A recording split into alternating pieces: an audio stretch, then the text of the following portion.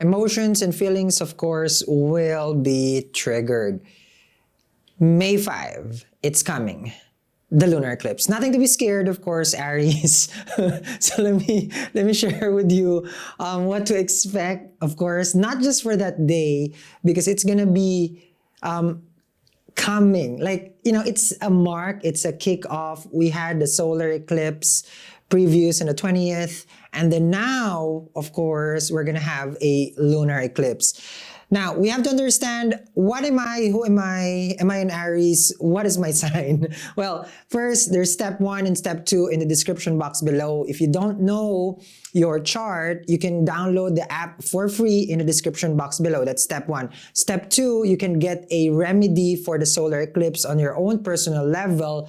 There's 2 apps down there. Download it for free. So let's begin what I can see for the Aries ascendant or the Aries moon sign. Remember, I do sidereal astrology, Vedic, not Western. So let's examine where is the moon on May 5, which is, it's also Cinco de Mayo. Hello. Okay. So where are you on that day? So moon will be with K2. What is moon for us? Moon for us is our emotions, our mind, our feelings.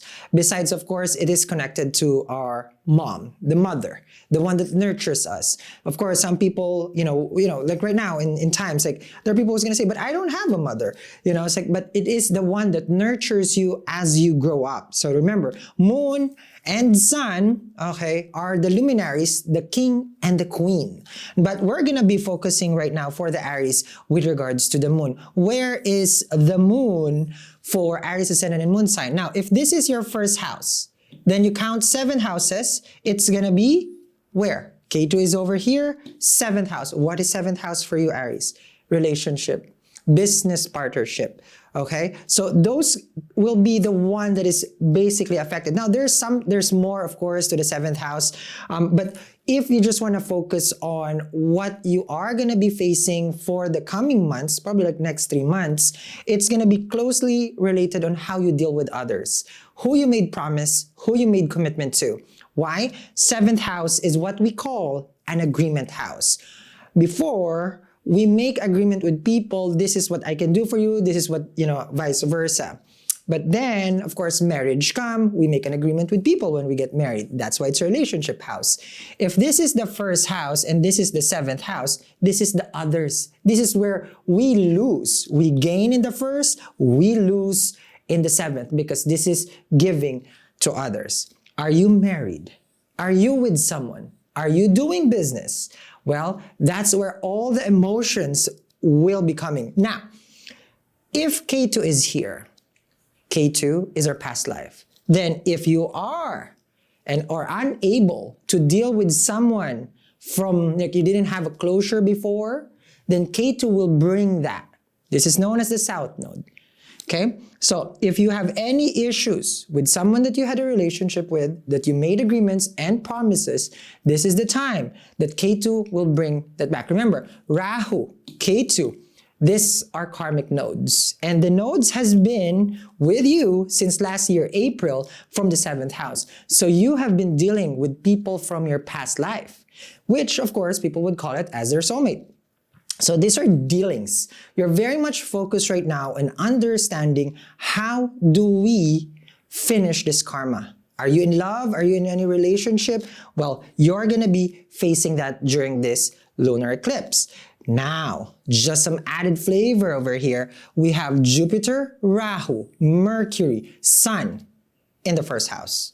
Jupiter, Jiva Mukti, the one that gives life. Sun, Surya, the one that gives life also. Brahman is Jupiter. I forgot what it's called for Surya, but Mercury, Buddha. Okay, Mercury is still retrograde until May 14. So strongly, people who are Aries ascendant and moon sign will have people from the past, the husband, right? The sibling can be, the father can be. If you have any unfinished business, it will come. And then you have here Rahu, of course. Rahu is the part where chances are, since last year, April, and all the way to this coming October 2023, you'll be facing something that is confusing. Now, You're gonna ask me, okay, you gave me all the problems, but then what's the solution? Since moon is related to pearls and silver, this coming eclipse, I'm going to the beach because the beach, the water, the ocean, not the beach itself, but the ocean is connected to the moon. And I created this silver and pearl with different gemstones connected to the moon. Now, only if you get it, then of course I'll bring it to the, this coming Friday to the water, near the water, because you cannot put it in the water. These are freshwater pearls. Of course, this is sterling silver. Now, why is the moon connected to the pearl?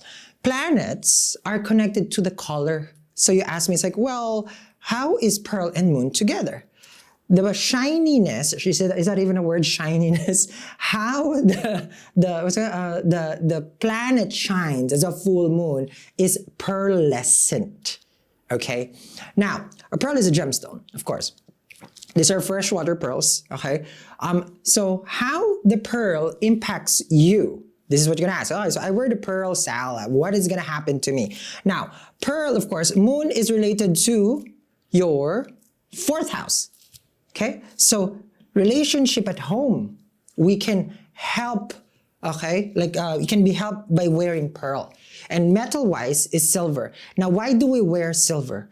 Silver is a metal that calms the mind. Since there is going to be a lot of tension related with others, and chances are related to the home life, then our mind needs basically some sort of calming and nurturing.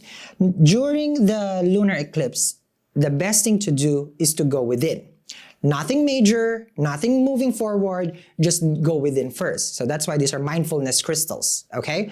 Meaning the whole collection. I'll show you. So I'm wearing mine already, right here, okay?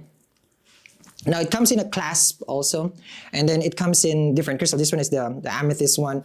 I have one. This one is my favorite also, the pearl and silver. So everything is in the description box for that one, okay? Now, when you get this, because I'm going there, okay, you just have to put your intention.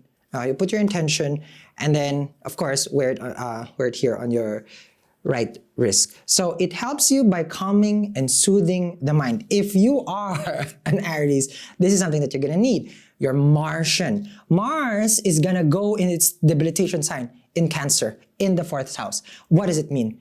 You'll become more impatient, a little bit more aggressive.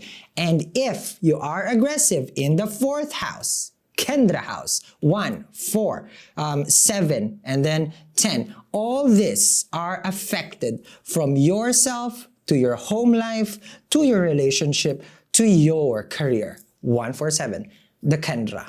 You're gonna be very much active. And Mars in Cancer, it's not something that we want to be dealing with right now because the nodes are still with you. So remember, calming, soothing of the mind is very, very important this coming lunar eclipse. Everything is in the description box below for our wonderful mindfulness collection. And at the same time, don't forget, get your chart. It's free down there because if you don't know your zodiac chart, step 2, get the personal remedy in the other app. It's right there, the astrologer planner. And I'll see you again